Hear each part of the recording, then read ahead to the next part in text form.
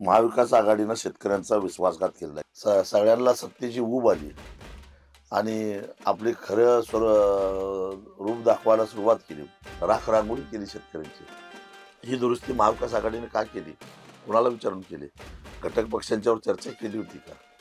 तुम्हाला राजकारण जास्त चांगलं वाटतं का चळवळ? राजकारण हे अतिशय गलिच्छ आहे. मला माझा जीव चळवळीतच रमतो. तुम्ही पिक्चर मध्ये पण काम केलं. संविधान बदलण्याची भाषा काही लोक करतायत, त्याला आमचा आक्षेप आहे. जोपर्यंत इचलकरंजीला प्यायच्या पाण्याची व्यवस्था करून देणार नाही तोपर्यंत कोल्हापुरी पेठा हा मानाचा पेठा समजला जातो. तो पेठा मी डोक्यावर बांधणार नाही.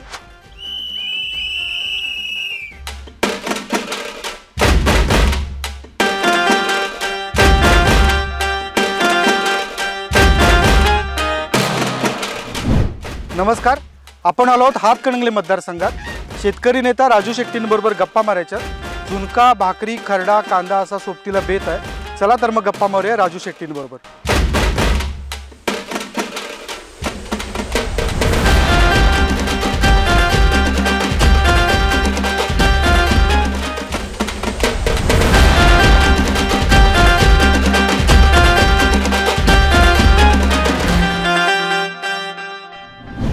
नमस्कार, आपण आता आहोत हातकणंगले मतदारसंघात. हातकणंगले लोकसभा मतदारसंघामध्ये आपण इथले स्वाभिमानी पक्षाचे उमेदवार आणि शेतकरी नेते राजू शेट्टी यांच्या बरोबर आहोत. राजू शेट्टीजी नमस्कार. सकाळच्या कार्यक्रमामध्ये आपलं अगदी मनापासून स्वागत सगळ्यात सुरुवातीला मी करतोय. राजकारण चालू आहे अशी आम्ही मालिका करतो आहे आणि महाराष्ट्राच्या वेगवेगळ्या भागामध्ये फिरतोय.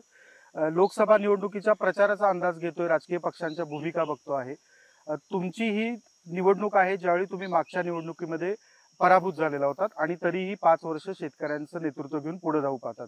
तुम्ही या निवडणुकीकडे, आत्ताच्या प्रचाराकडे कसं बघताय? याची सुरुवात करण्यापूर्वी मला एका मुद्द्याकडे आणायचं आहे. शेतकऱ्यांच्या बद्दल आपण सतत बोलतो, शेतकऱ्यांच्या भूमिका मांडण्याचा एकही राजकीय पक्ष नाही. राजू शेट्टी म्हणून काय वेगळी भूमिका घेताय तुम्ही?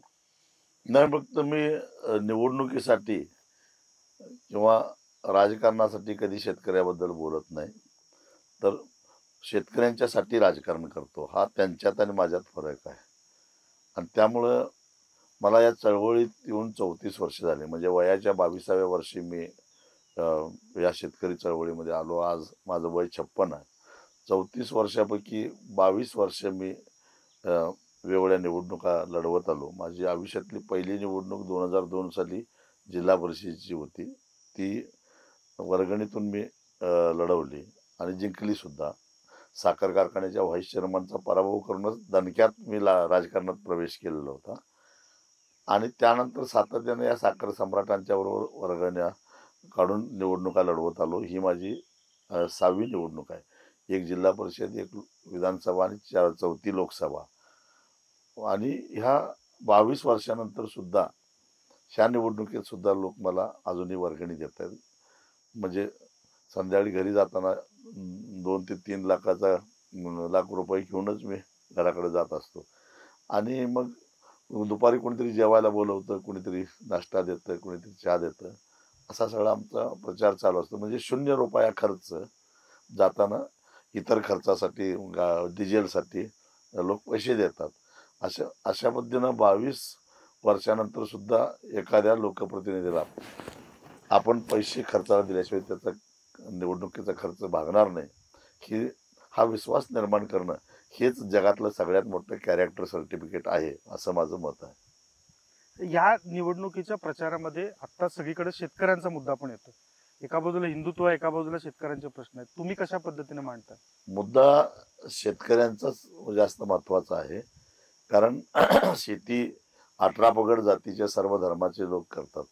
मुसलमान शेतकरी आहेत, हिंदू शेतकरी आहेत, शीख शेतकरी आहेत, जैन शेतकरी आहेत, लिंगायत शेतकरी आहेत, बौद्ध शेतकरी आहेत, मातंग शेतकरी आहेत, चर्मकार शेतकरी आहेत, तेली शेतकरी आहेत. कोण शेतकरी नाही असं कोण आहे? ब्राह्मण सुद्धा शेतकरी आहेत. मग या सगळ्यांचीच प्रश्न आहेत. आणि या सगळ्यांचाच एक कॉमन प्रश्न आहे, तो म्हणजे 100 का 60 करणार बाप का नाम चलाना. 100 रुपये खर्चायचे आणि 60 रुपये परत मिळवायचे, 40 रुपये तोट्यात जायचं. अशी ही वर्षानुवर्षाची तोट्याची शेती. आणि त्यामुळं शेतीची ही सगळी अवकळा झाली आहे. आणि ते त्याचं स्पष्ट चित्र शेतकऱ्याच्या चेहऱ्यावर तुम्हाला दिसतंय. आता तुम्ही वेगवेगळ्या जातींचा उल्लेख केलात, सगळ्या जातीचे शेतकरी आहे म्हणतात, तरी सुद्धा निवडणुकीमध्ये ज्यावेळी तुमचा लोकसभेचा मतदारसंघ येतो त्यावेळी हा या जातीचा आहे, तो त्या जातीचा आहे, ही चर्चा पण सुरू होते. तुम्ही कसं बघताय नाही, त्याकडे? जाणीवपूर्वक केली जाते, एक लक्षात घ्या. पण हा मतदारसंघ आणि या मतदारसंघातली माणसं अगदी देवगुणाची आहेत. तसं असतं त्यांनी जात किंवा धर्म बघून मतदान केलं असतं तर मी कधी आयुष्यात निवडून आलो नसतो, हे लक्षात घ्या. तेव्हा या दोष लोकांचा नाही, पण लोकांना त्यांच्या उद्दिष्टापासून भटकवण्यासाठी, भरकटवण्यासाठी जाणीवपूर्वक प्रयत्न केले जातात आणि त्याच्यामध्ये राजकीय नेतेच जास्त असतात. आता आपण शेतकऱ्यांच्या प्रश्नाबद्दल बोलतो. महाराष्ट्रात असं एकही ठिकाण नाही की जिथे शेतकऱ्यांचे प्रश्न नाही आहेत आणि प्रश्न समान आहेत असंही नाही. तर तुम्ही प्रायोरिटी लावता का शेतकऱ्यांच्या प्रश्नाची, की हे 4 प्रश्न फार महत्वाचे आहेत आणि या दृष्टीनं केलं पाहिजे? नाही, माझी प्रायोरिटी पहिल्यांदा ही आहे की जो शेतमाल शेतकरी विकतो त्याला किमान त्यानं खर्च केलेल्या रक्कम एवढी तरी किंमत मिळाली पाहिजे, ही प्रायोरिटी पहिली असते. कारण त्याचा इफेक्ट त्याच्या अर्थकारणावर लगेच पडत असतो. बाकीचे प्रश्नही तितकेच महत्वाचे आहेत, नाही असं नाही, परंतु त्याच्या जीवनावर लगेच प्रभाव टाकणारा, परिणाम करणारा मुद्दा म्हणजे त्याच्या शेतीमालाच्या भावाचा. आणि त्यासाठी मी प्रामुख्यानं दराचे प्रश्न म्हणजे मग सोयाबीनचं दर असो, ऊसाचा दर असो, कापसाचा असो, कांद्याचा असो, भाजीपाल्याचा असो, अगदी बेदाण्याचा असो, यासाठी जास्त आंदोलन करतो. पण त्याला जोडूनच मग विजेच्या दरासाठी आंदोलन करतो, कर्जासाठी, कर्जमाफीसाठी करतो, असे बाकी सगळे होत होता. यात राजू शेट्टी बागायतदार शेतकऱ्यांची, ऊसखरी शेतकऱ्यांचीच फक्त बाजू घेतात. हा एक शेतकऱ्यांमध्ये, शेतकऱ्यांच्या दुसरे जे पक्ष इतर यात उतरतात त्यांचं म्हणणं असतं. त्याला तुम्ही कसं उत्तर देता? जे काहीच करत नाहीत त्यांना आरोप करण्यासाठी काहीतरी निमित्त लागतं आणि ते असला आरोप करतात. आणि हा आरोप फक्त माझ्यावरच नाही तर शरद जोशींच्यावर सुद्धा झालेला आहे. त्याला तेही अपवाद नव्हते, ते बड्या बागायतदारांचे, मोठ्या शेतकऱ्यांचे नेते असं त्यांनाही म्हटलं जायचं. पण तसं काय नसतं. आम्ही उलट जिरायत शेतकरी किंवा छोटा शेतकरी यांच्याबद्दल आम्हाला जास्त असते. आणि मी तर शरद जोशींच्या तालमीत तयार झालेला कार्यकर्ता आहे. होतं असं, जो बागायतदार शेतकरी असतो तो पूर्ण वेळची शेती करणारा शेतकरी असतो आणि त्यामुळं तो प्रत्येक आंदोलनामध्ये प्रकर्षानं उठून दिसतो.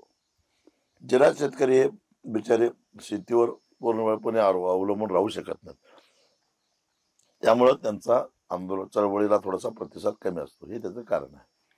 40-45 वर्षापूर्वी शरद जोशींनी सुद्धा आंदोलन केलं कांद्यासाठी आणि गेल्या आठवड्यात कांद्याच्या दरावरनं परत आंदोलन करावं लागतं. तर एवढे वर्षात आपण शेतीच्या प्रश्नाला हातच घालू शकलो नाही का?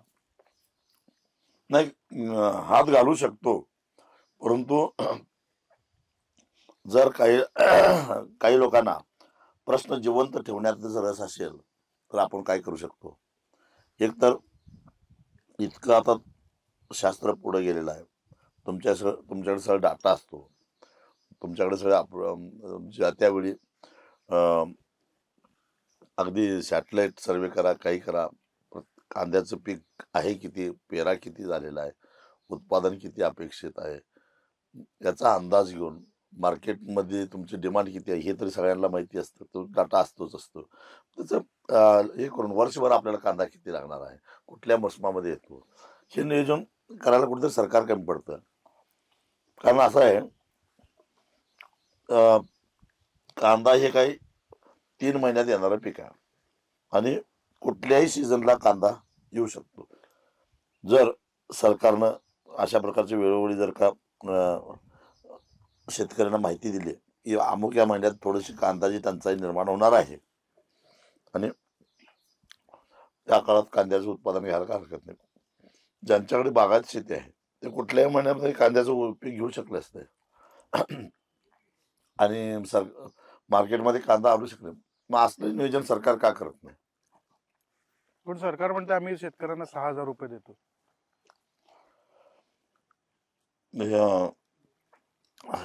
कसले प्रधानमंत्री कसली योजना तीच ना. शेतकरी सन्मान योजना हम्म. कसला आलाय सन्मान आणि काय आहे? कारण असं आहे, केंद्र सरकारनं कांद्यावरची खतावरची सबसिडी कमी केली. त्यामुळे गेल्या 1.5 वर्षामध्ये रासायनिक खताच्या किमती या 35% वाढल्या. मग मला सांगा, जर पैशात त्याचा हिशेब करायचा झाला तर अगदी लहानातल्या लहान 2 एकर शेतकऱ्याचा हिशेब केला तर खत खरेदीवर त्याचे जवळजवळ 20-22 हजार ज्यादा गेले दर वाढल्यामुळं खताचे, आणि त्याला मिळाले 6,000. मग तोट्यात कोण, सरकार काय शेतकरी? म्हणजे पाकिट मारायचं एसटी स्टँडवर आणि त्यातलेच 200 रुपये द्यायचे आणि जा बघा एसटी चुकल गावाकडे जा म्हणून त्याला दान द्यायचं, असला हा प्रकार आहे.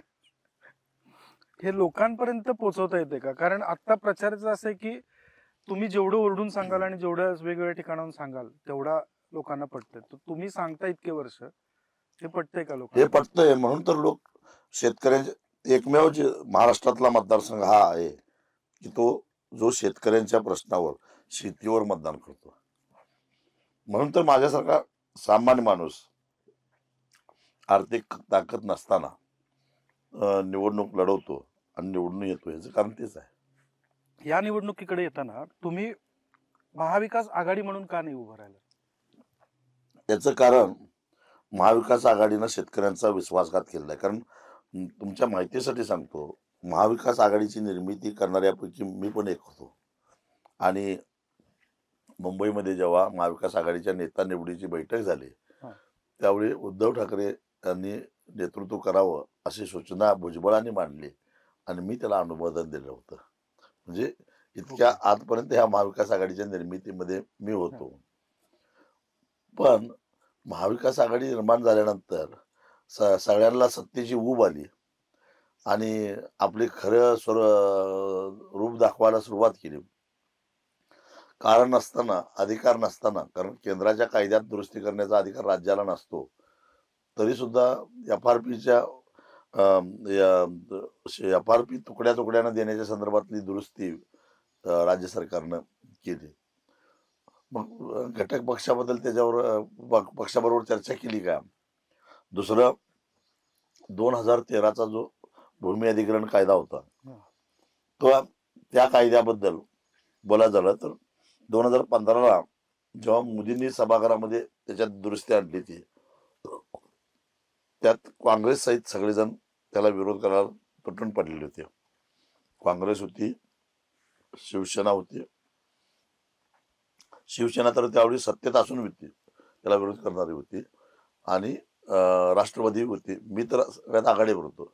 शेवटी मोदींना संयुक्त संसदीय समिती नेमून तो प्रकरण भासणात ठेवावं लागलं आणि राज्याला त्यांनी कळवलं, दुरुस्ती करायचं असेल तर तुम्हाला दुरुस्तीचा अधिकार आम्ही देत आहोत. आणि मग दुर्दैव म्हणजे ज्या काँग्रेसनं हे विधेयक आणलं अतिशय चांगलं लोकसभेमध्ये, त्याच काँग्रेसच्या महसूल मंत्र्यांनी महाराष्ट्रामध्ये त्याच्यात दुरुस्ती आणली. म्हणजे कोर्टात जाता येणार नाही शेतकऱ्याला, आता सक्तीचं भूसंपादन होईल आणि सरकार देईल ती किंमत शेतकऱ्यांना जमिनीची घ्यायची. ह्या तरतुदी त्याच्यामध्ये केल्या. राखरांगोळी केली शेतकऱ्यांची.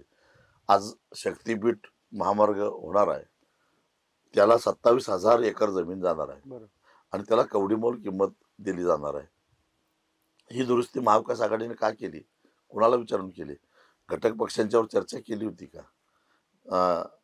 हे आमचे आक्षेप होते. म्हणून 5 एप्रिल 2021ला महाविकास आघाडीचे सगळे आम्ही संबंध तोडले. भारतीय जनता पक्षाकडे परत जाण्याचा प्रश्नच येत नव्हता, म्हणून मी स्वतंत्र निवडणूक लढवली. पण तुम्ही एकावेळी महायुतीशी पण भांडणार, एकावेळी महाविकास आघाडीशी पण भांडणार, आणि मग स्वाभिमानी पक्ष असेल, वंचित सारखा एक घटक असेल, यांना स्कोप राहतो का महाराष्ट्राच्या राजकारणात, की यांचं अस्तित्व उभं करण्यासाठी छोट्या पक्षांना राहतोय का? ज्यांनी जिथं मेहनत केलेली आहे तिथं राहतो. आम्ही जर मेहनतच करणार नसतो, या मतदारसंघात मी मेहनत केलेली आहे, माणसं जोडलेली आहेत, त्यांचं प्रबोधन केलेलं आहे, म्हणून इथं स्कोप आहे मला. तुम्ही 30-40 वर्षापूर्वी शेतकरी चळवळीत काम सुरू करणं. आपण शेतकऱ्यांच्या प्रश्नांबद्दल बोलतोय, प्रश्न तेच राहतात. हम्म. हे काय आणि एका वेळी सरकार तर असं सांगते की आम्ही शेतकऱ्यांसाठी रोज उठून नवीन घोषणा आहेत. मग ग्राउंडवर काय परिस्थिती? मी सुरुवातीला सांगितलं की या लोकांना प्रश्न सोडवण्यात रस नाहीच आहे, प्रश्नाचं भांडवल करण्यातच रस आहे. आणि म्हणून वर्षानुवर्षे त्याच प्रश्नावर आमच्यासारख्यांना संघर्ष करावा लागतो. तुम्हाला यावेळी या 2024च्या निवडणुकीमध्ये तुम्ही प्रचार करत असताना काय मुद्दे घेऊन चाललाय की नाही ह्या गोष्टी माझ्या दृष्टीने फार महत्वाच्या आहेत आणि या मतदारसंघाच्या दृष्टीने महत्वाच्या आहेत? आता असं आहे की नाही म्हटलं तरी या परिसरामध्ये चळवळीच्या रेट्यामुळे मी महाराष्ट्राच्या इतर भागातील शेतकऱ्यांच्या तुलनेनं ऊसाला जवळजवळ 800 ते 900 रुपये जादा मिळवून दिलेले आहेत सातत्यानं.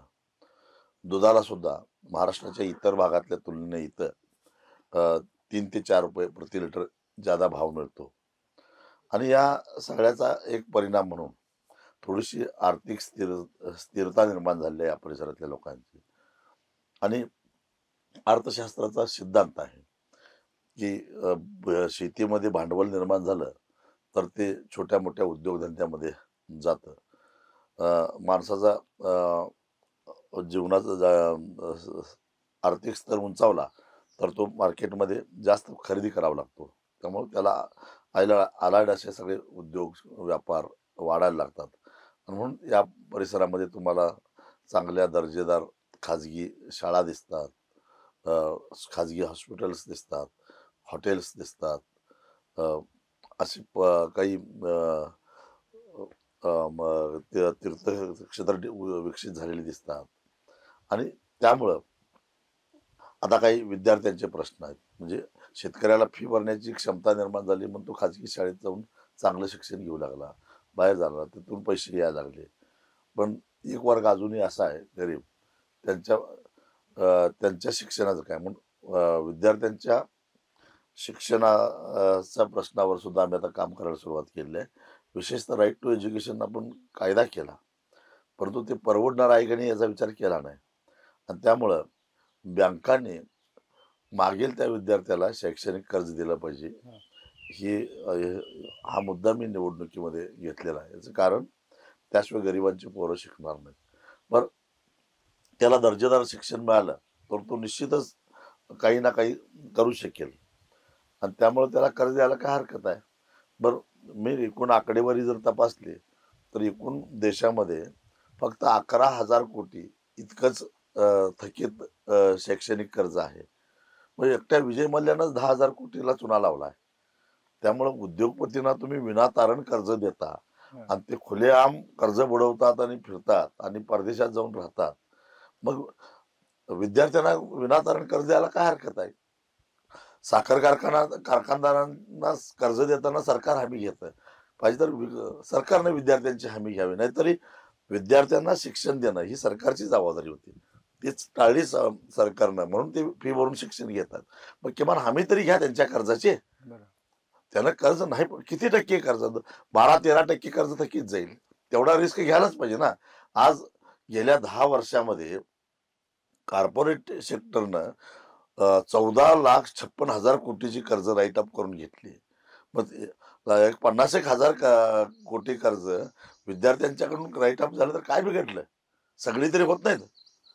असं धोरण का आणत नाही देश, कसलंही आर्थिक धोरण, हे मी आता लोकसभेमध्ये गेल्यानंतर विचारणार आहे. त्या EPS पेन्शन वाल्यांचा एक मुद्दा आहे, EPS 95, त्यांचे जे काही पगारातून पैसे कापून घेतलेले आहेत त्याचं व्याज द्यायचं ठरवलं तरी एका कर्मचाऱ्याला, निवृत्त कर्मचाऱ्याला किमान 25,000 पेन्शन बसू शकते. मग त्यांना त्यांचेच पैसे देताना 2-2 हजार रुपये अशी भीक का देता, हा एक मुद्दा आहे. त्याच्याच बरोबर महिलांच्या सुरक्षेचा प्रश्न आहे. मी मणिपूरमध्ये जेव्हा स्त्रियांचं नग्न दिंड काढली गेली त्यावेळी 72 तासाचं उपोषण करून स्वतः मी प्रायश्चित्त घेतलेलं होतं. तर महिलांच्या सुरक्षेचा प्रश्न आहे.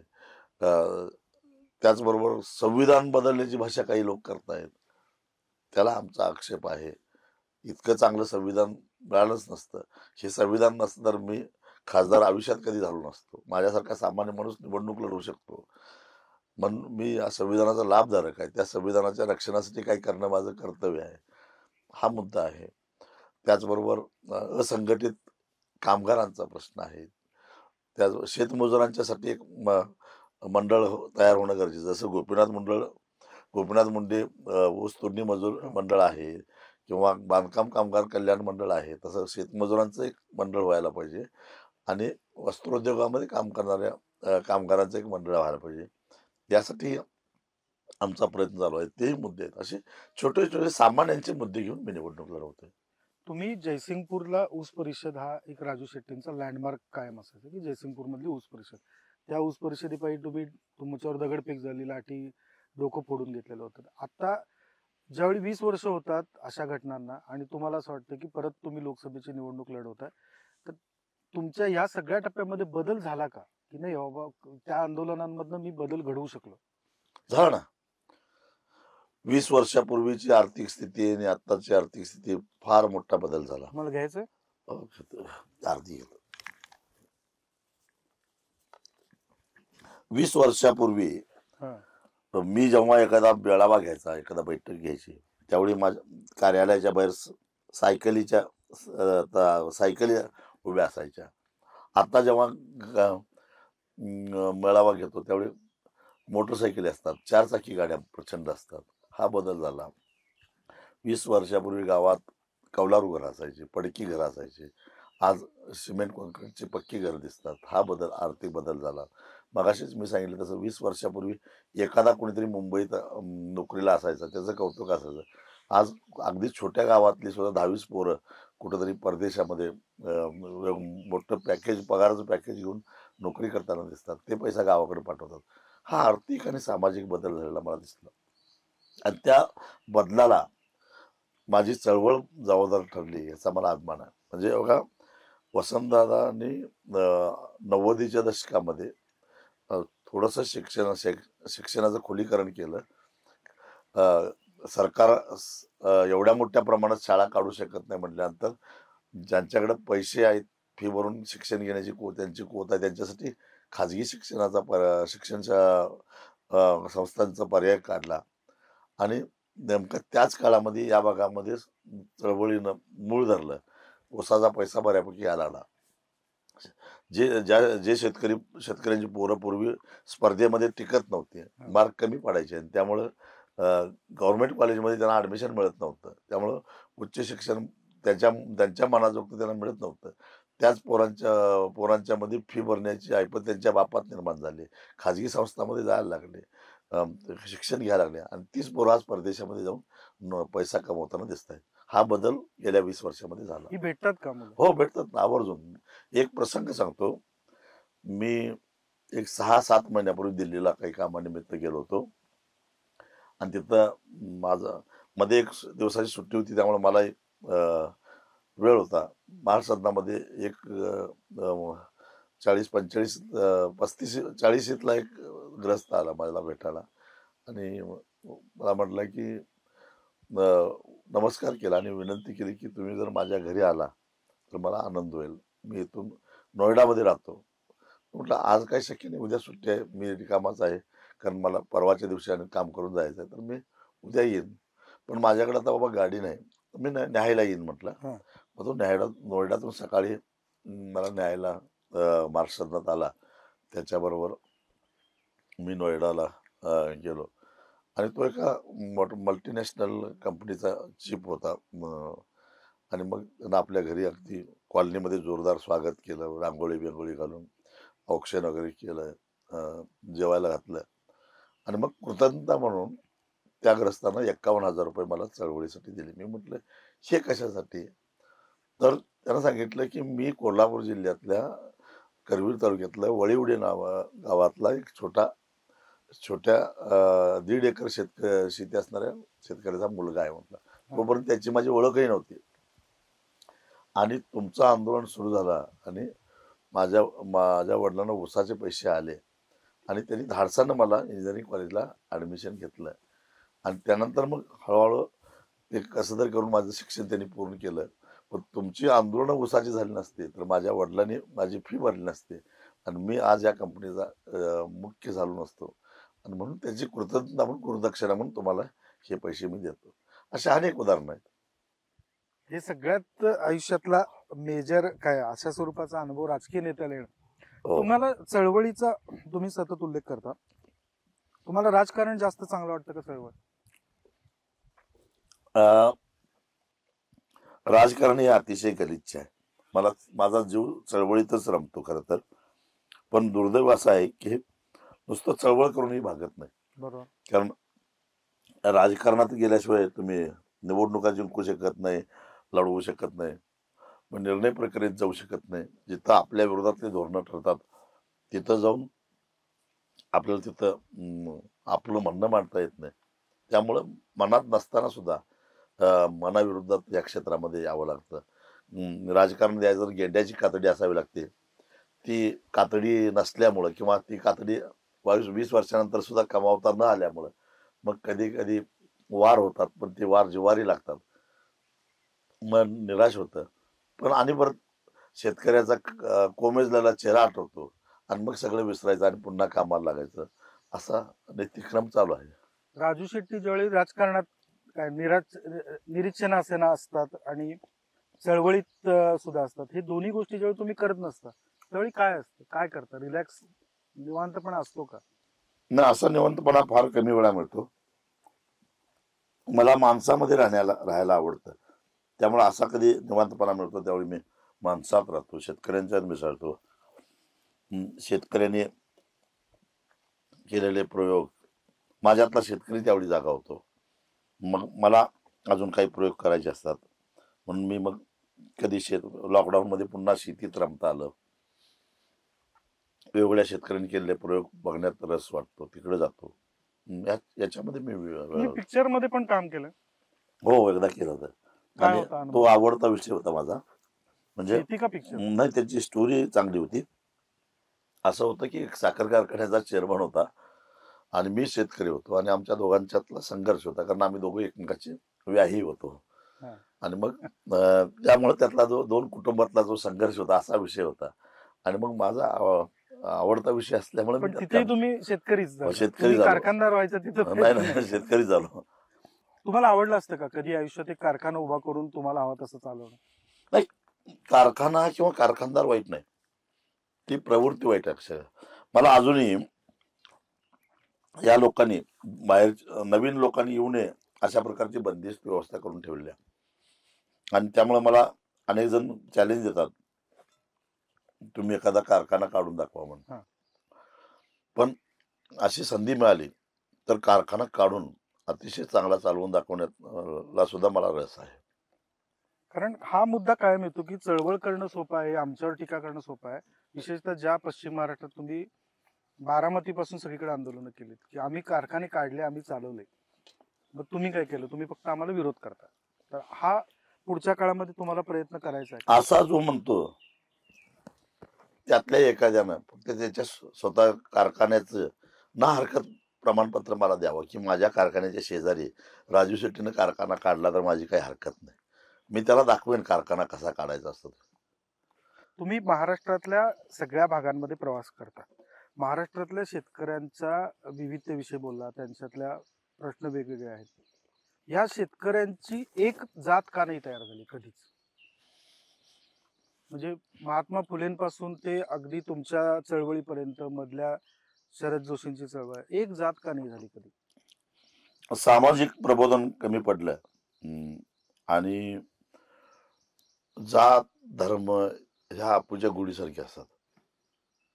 त्याचा जरा जरी डोस घेतला तर बाकीचे सगळे आधीचे उपाय तुमचे शिथिल होतात आणि त्याच्या अंमलाखाली माणूस येतो आणि त्याचाच नेमका गैरफायदा या समाजातले जे अनिष्ट प्रवृत्ती आहेत ते घेतात.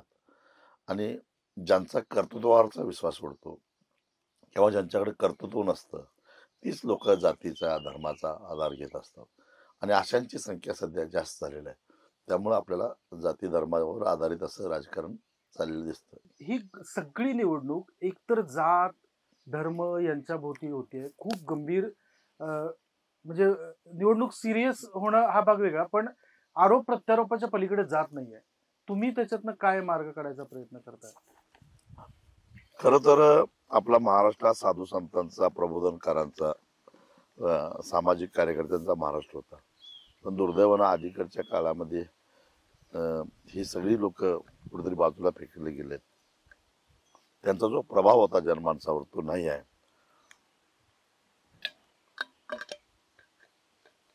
त्यामुळं सर्वसामान्यांना चांगलं काय वाईट काय असं सांगणारे लोक नाही आहेत.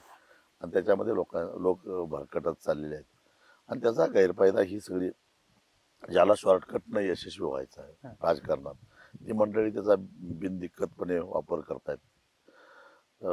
पण निरपेक्षपणानं सामाजिक प्रगती करणं हे अलीकडचे बाबा लोक सुद्धा कुठल्या तरी एखाद्या नेत्याला धरूनच असतात. असं सगळं दुर्दैव आपल्या वाट्याला आलेलं आहे. त्यामुळे असं घडत असावं असं मला वाटतं. तुमच्या दृष्टीनं आदर्श, आता हा शेतकऱ्यांचे प्रश्न सगळे सुटलेत, अशी आदर्श परिस्थिती काय असेल? मला असं वाटतं की लोकांनी प्रश्नाच्या आधारानं मतदान करायला शिकलं पाहिजे. ती परिस्थिती आदर्श असेल, मग मात्र तुम्हाला बदल दिसतील. म्हणजे निवडणूक लढवणारा हा जो माणूस आहे, पहिल्यांदा मतदारांनी हे समजून घेतलं पाहिजे की मी मतदान का करतो. ज्याला मतदान करतो त्याला मत द्यायचं कारण काय. त्यानं म्हणजे ग्रामपंचायतीला मतदान करताना वेगळा विचार केला पाहिजे, जिल्हा परिषदेला मतदान करताना वेगळा विचार केला पाहिजे. जिल्हा परिषदला मतदान करत असताना जिल्हा परिषदेकडून आपल्याला काय सेवा मिळतात, आरोग्याच्या सेवा, शिक्षणाच्या सुविधा, छोटे मोठे रस्ते, गटारे,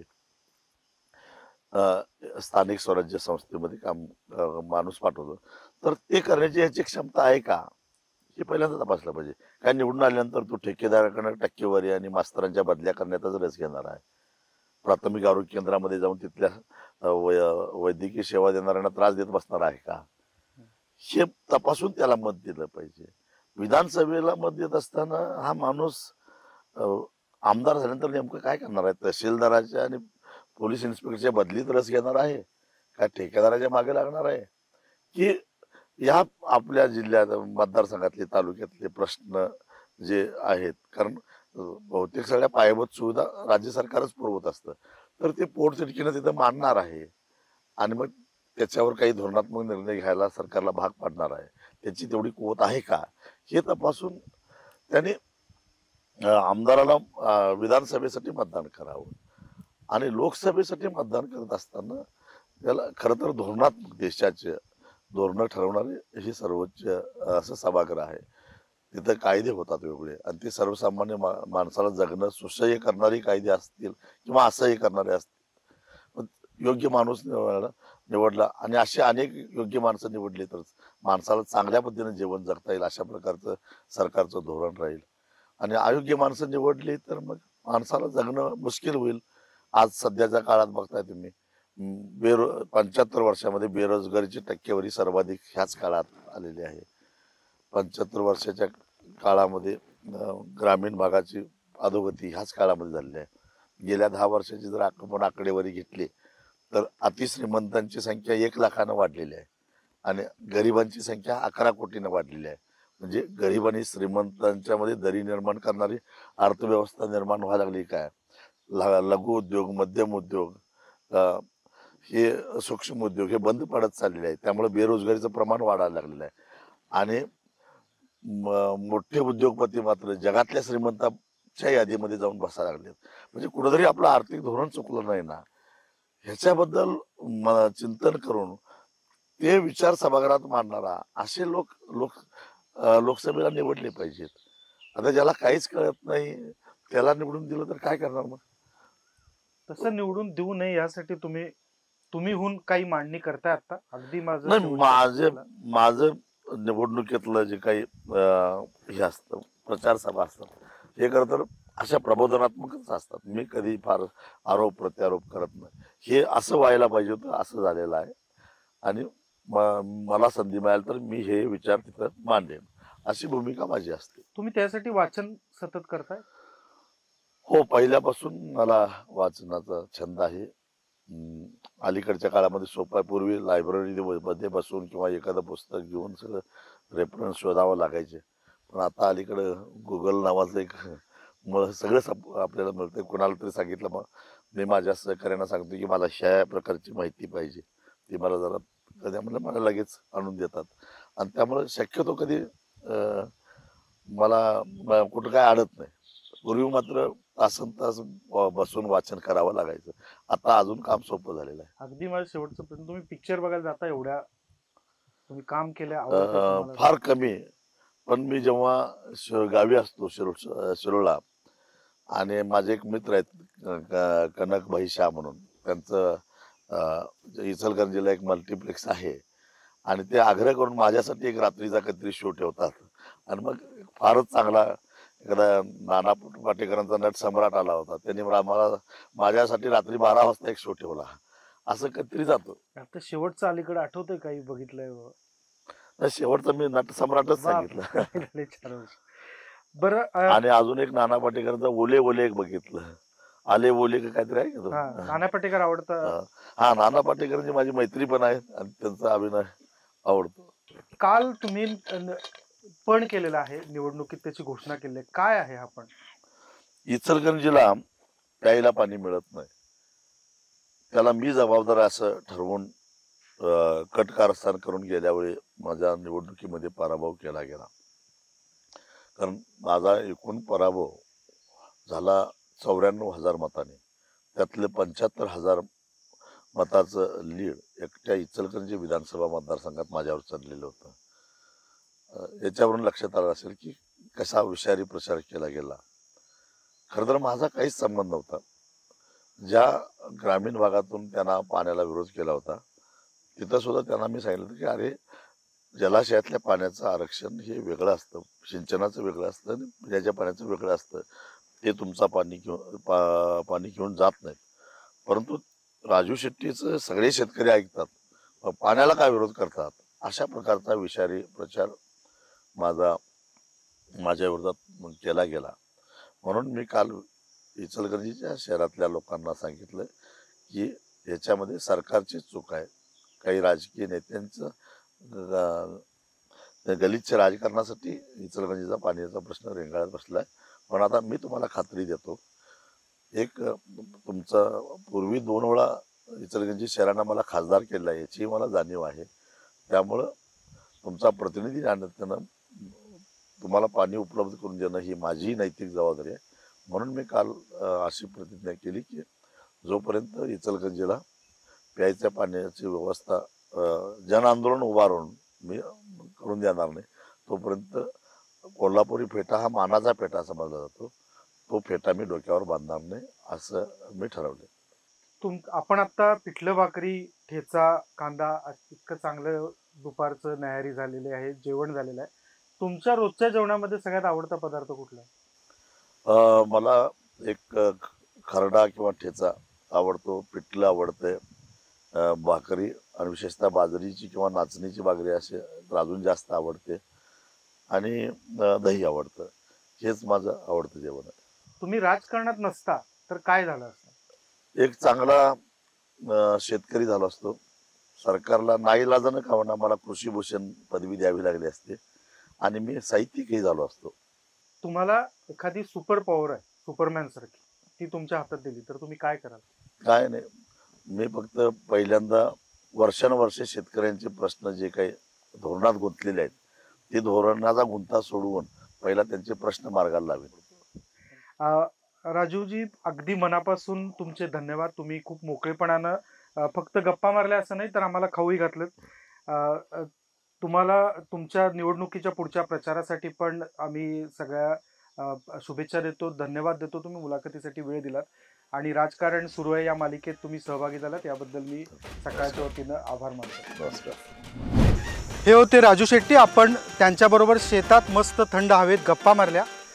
अशाच नेत्यांना भेटायसाठी आपण वेगवेगळ्या गावांमध्ये जाणार आहोत, नेत्यांशी गप्पा मारणार आहोत. शांतता राजकारण चालू आहे या मालिकेत.